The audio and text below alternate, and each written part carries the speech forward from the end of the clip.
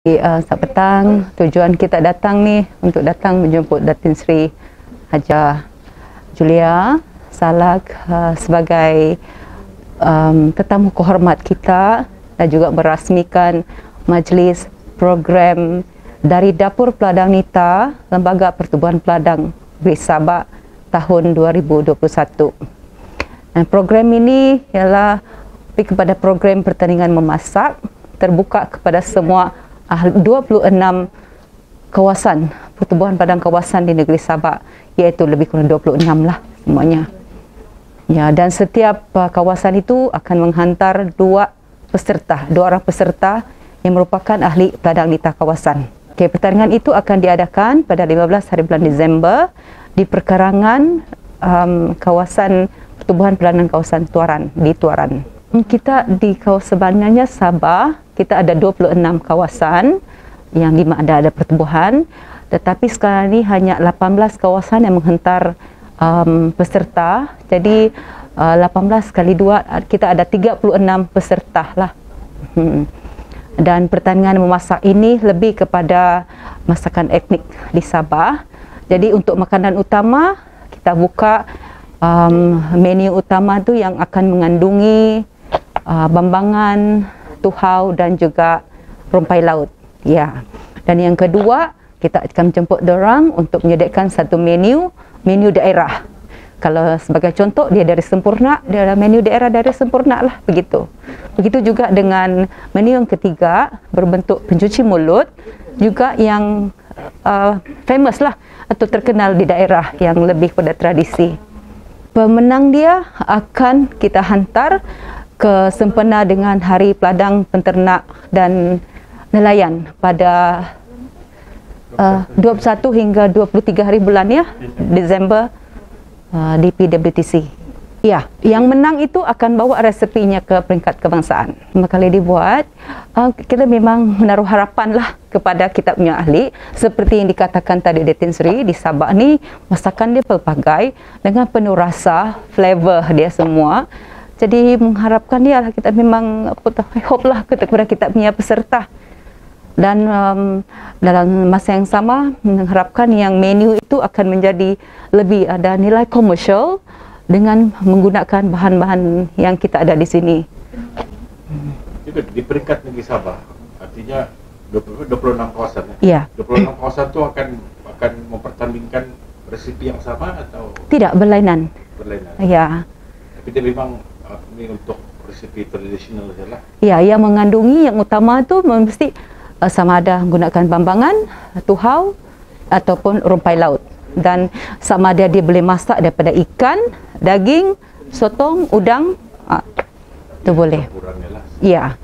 Bagi pihak Lembaga Pertubuhan Peladang Sabah, kami sangat berbesar hati untuk menganjurkan program ini, di mana hasrat kita ialah untuk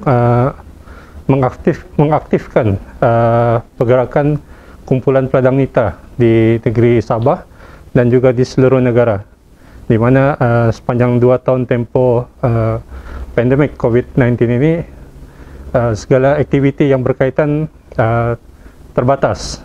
Jadi kita mengharapkan dengan penganjuran program pada kali ini ia akan dapat memulakan sesuatu yang baru, mengaktifkan pergerakan pertubuhan peladang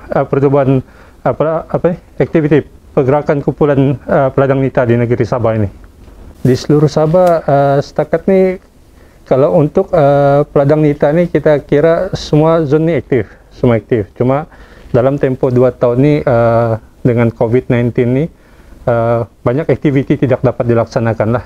Jadi dengan kita masuk di fasa endemik ni, jadi kita cuba untuk mengaktifkan semula pergerakan setiap kumpulan peladang nita ni di daerah-daerah. Dan insyaAllah bukan saja program pertandingan masakan ini, kita juga di beberapa siri macam kursus craft tangan dan juga pembuatan kek, pastry semua ini telah juga berlangsung sebelum ini. Jadi insyaAllah lah sebagai pemangkin dan permulaan kepada fasa baru, norma baru kita kita mulakan dari dapur memasak peladang nita ini. Pertubuhan peladang, kita melahirkan usahawan-usahawan yang secara asasnya berasaskan kepada yang terlibat dengan aktiviti pertanian lah, dan juga industri-industri hiliran yang berkaitan dengan pertanian. Jadi fokus utama kepada lembaga pertubuhan peladang ialah kepada usahawan-usahawan yang kita kenali sebagai usahawan agro, ya, usahawan tani. Jadi usahawan-usahawan ini kita banyak program di bawah lembaga pertubuhan peladang yang boleh dimohon kepada mereka yang mempunyai kelayakan. Contoh dari segi umur, dari segi projek sedia ada, dan juga kemampuan apa orang kata prestasi projek semasa dia lah. Okey, jadi melalui program-program sebegini juga kita berhasrat untuk menarik minat lebih ramai golongan lah untuk mengenali lembaga pertubuhan peladang, dan untuk mendapatkan sumber-sumber pembiayaan yang ditawarkan oleh lembaga pertubuhan peladang.